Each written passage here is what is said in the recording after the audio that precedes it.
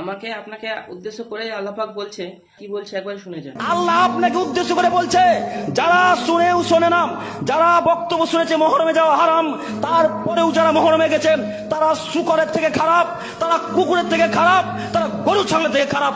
এমন কোন মায়ের বেটা পৃথিবীর বুকে জন্মগ্রহণ করেনি যে বলতে পারে মহরমে যাওয়া যায়। এমন কোন মায়ের বেটা পৃথিবীর বুকে জন্মগ্রহণ করেনি যে বলতে পারে মহরমে যাওয়া যায়। আমি কিয়ামত পর্যন্ত চ্যালেঞ্জ দিয়ে গেলাম, কিয়ামত পর্যন্ত আপনাদের কবিরাজপুরের মানুষকে চ্যালেঞ্জ দিয়ে গেলাম, এমন কোন আলেমকে খুঁজে বের করেন সে আলেম বলবে এই বক্তব্যের মাঝে যে মহরমে যাওয়া যায়। যদি বলে দিতে পারে সেদিন থেকে তারা আমি সারা জীবন গোলামি করব, সেদিন থেকে সারা জীবন তার গোলামি করব, সেদিন থেকে সারা জীবন তার গোলামি করব। বলে না কেন কোনো মায়ের বেটা, বলে না কেন? আজকে 6 বছর ধরে বলে আসছি, যেই দিন আপনাদের গ্রামে প্রবেশ করেছি সেই দিন থেকে মহরমের কথা বলতে শুরু করেছি। কেউ বলে না কেন যে আব্দুল করিম ভুল কথা বলেছে? বলে না কেন? বুকে ক্ষমতা লাগবে বলতে গেলে, হাদিস লাগবে, প্রমাণ লাগবে, তারপরে বলতে হবে।